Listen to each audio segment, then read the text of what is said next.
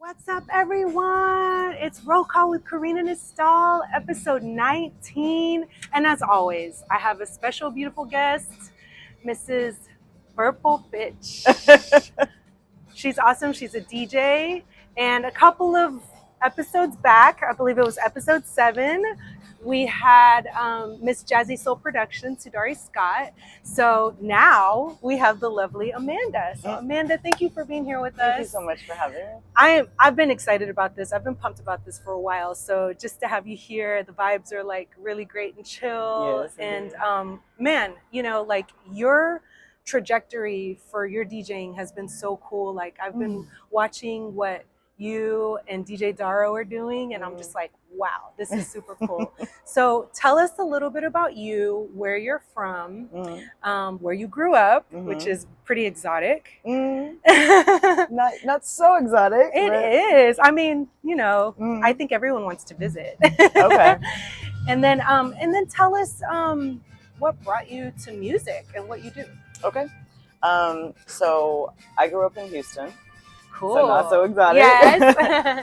To an Egyptian mother and a Hungarian father. Oh, wow. And I, in my early 20s, I moved to Egypt, and I was there for 15 years. Okay.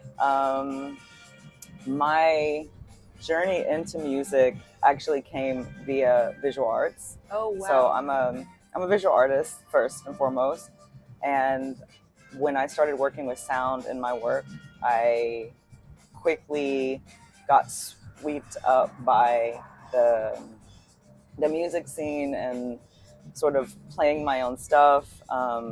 I organized a joint birthday party in Cairo many years ago, and it was a success. And so we were asked to sort of continue to organize parties.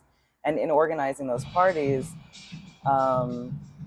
it was mainly hip hop parties that we were organizing. But a lot of the hip hop DJs at the time were very male, and it was very like mainstream kind of music. And so I was really interested in the female voice and the music that wasn't making the mainstream. So I would sort of feed that to some of the DJs and be like, hey, could you play this? Yes. And they would like play it at the very beginning or not play it at all, and then just go back to what they're used to playing. So I was like, you know what? It would be cool if I could just learn how to mix and throw house parties. And so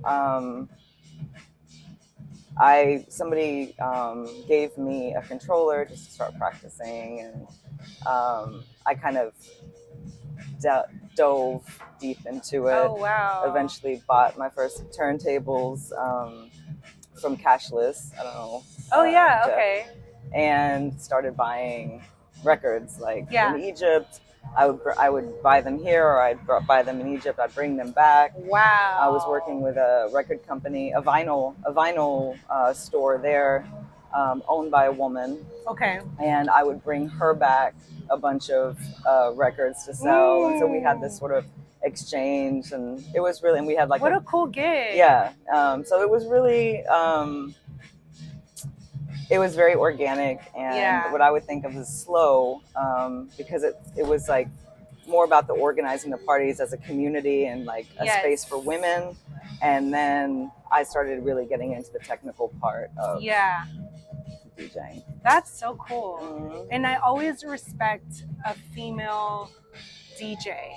I mean, no, nothing towards the guys. I mean, I love you guys too. Any DJ, any music selector, because there's so much thought that goes into the songs, you know, like I could do it at home. I could do like a little YouTube playlist, but to actually go and be a DJ, it is a skill, you know, like, and then if you start like scratching and learning, you know, how to beat juggle and do tricks, it's even cooler. And that's really what got me, right? Like that, this ability to play and mess around and do things on the fly. Yes. And mess up.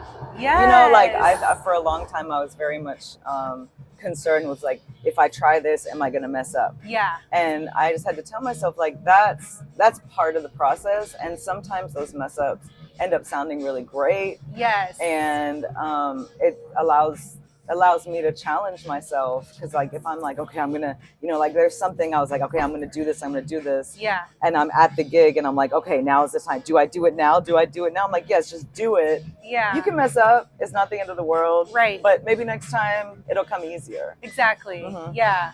And I respect that, because that's what life is all about. It's all about fucking up. Right, exactly. Yeah, it's without failure there can be no success. There's no successful person that hasn't failed hundreds and thousands of times. So I'm all about failing. Absolutely. And to be honest, community is really important for me. Yes, community is important.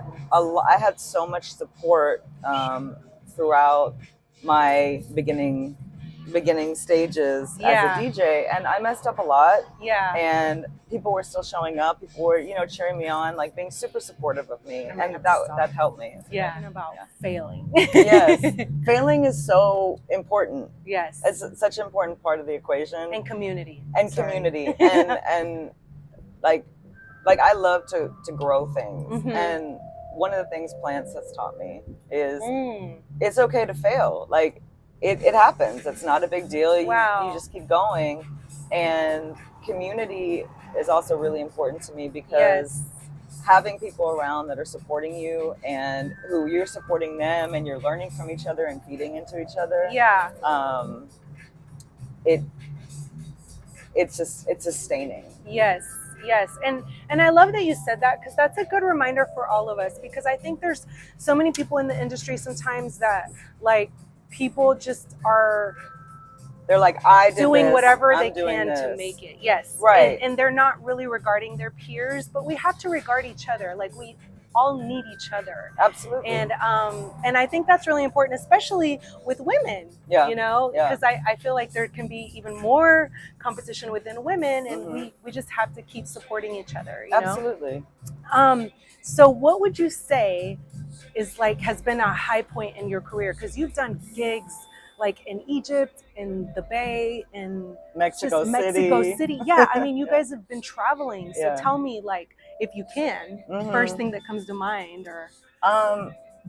I feel like one of the moments that it brought a lot of stress, but one of the moments that I was really proud of is there was a time, there still is actually, but there was a moment where the venues in Egypt were becoming scarcer, and it was harder to sort of have a regular spot there, or you could, but they were also very restrictive in terms of who could show up. Yeah. It was classist, it was racist, like door policies were, had like some sexism happening. Wow. And that's not the kind of vibe that I was going for. Right. And so a friend of mine, shout out to Dina, suggested that I throw a party on a felucca. Now, a felucca is these boats on the Nile that like play really loud music, and it could take up to like 100 people. It could take wow. they're how multiple fun. sizes. So she was like, well, why don't you organize parties on the felucca? And so I started doing that with a slew of community. Nice. And it was me DJing and another guest artist. Okay. Usually women. And we called it Pop Up on the Nile. Okay. And it was very DIY and slightly illegal, but it was great, and it got a lot of got like enough people showed up where it was sustainable. Oh wow! So that How was cool. Really cool. Yeah, that was a really cool period of time. Yeah. You're an international event. That's very kind of you. Organizer. I mean, no, really, that's very kind of you. Yeah, but I don't know any other people who have done events on the Nile. That's pretty dope. I might need you to get me there, girl, somehow. Well, come on. Yes, I'm down. I am so down. That sounds amazing. I was looking at Sudari's pictures. I was like, dang. Yes. You guys had fun. Yes, it was amazing. That's so awesome. No, that's incredible. And I know you guys are being received so warmly. People are really digging your vibes, Yeah. I feel like, the footage I've seen, the shows I've seen overseas, like the pictures I've seen, it seems like you guys are having fun and like you said, community. It right? is all about community, yes. and it's about another shout out to Mesa. We have this another friend of mine, very close friend of mine from Cairo. She saw the progression from the very beginning until now. Nice. And we used to be like crazy nervous before a gig, and like not eat the whole day and just like go through all my music over and over. And she would started a tradition of she'd be like, "Don't forget to have fun." Yes, I love that. And that is truly like what resonates. It's like we're just having fun. We're just having fun, right? And even now, like she might be in Egypt, she might be in California, she might be wherever I am, and she knows I have a gig, and she'll just type, "Don't forget to have fun." Aww. And it's really, it's a good reminder every time. What a great friend. Yeah, it's true, because it can always like somehow with the things you love and performing, for me, I black out. Like I don't even know who that was, what that was. But I know an hour went by. Right. And I know people are dabbing me up or saying like, "Hey girl, good show, let's get a picture.